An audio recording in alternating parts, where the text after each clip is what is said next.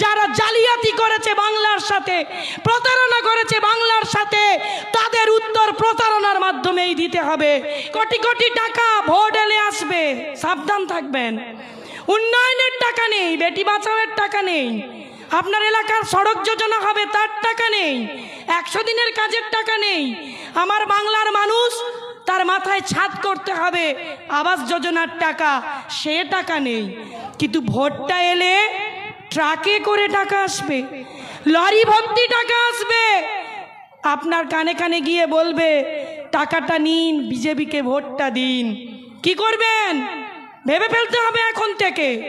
টাকাটা নিয়ে নেবেন, এ তো আপনার আমার টাকা, মেরে রেখেছে কেন্দ্র, করের টাকা নিয়ে গেছে, পকেটে টাকাটা নিয়ে ফেলুন। ভোটের দিন মাংস কিনে রেঁধে কষে খাওয়া দাওয়া করে ভোট কেন্দ্রে গিয়ে মমতা ব্যানার্জিকে ভোটটা দিন। আর 365 দিনে উন্নয়নটা বুঝে নিন। ওরা ওই ভাষাটাই বোঝে যারা জালিয়াতি করেছে বাংলার সাথে, প্রতারণা করেছে বাংলার সাথে, তাদের উত্তর প্রতারণার মাধ্যমেই দিতে হবে। 2026 তাই অত্যন্ত তাৎপর্যপূর্ণ আমাদের কাছে। তাই আমাদের এই লড়াই সামনে নিয়ে এগিয়ে যেতে হবে। ভয় নেই। ওরা বলে ভেঙে দাও, গুড়িয়ে দাও, আমরা বলি সাজিয়ে দাও, গুছিয়ে দাও।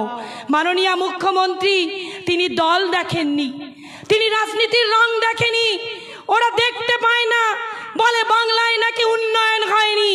আরে ওই বাবাটা বসে আছে, জিজ্ঞাসা করুন সেই বাবার বাড়ির মেয়েটির বিয়ে হচ্ছিল না, আমাদের মমতা ব্যানার্জি রূপশ্রী প্রকল্পে তার মেয়েটির বিয়ে দিয়েছে। তিনি জানেন মমতা ব্যানার্জি মানে উন্নয়ন।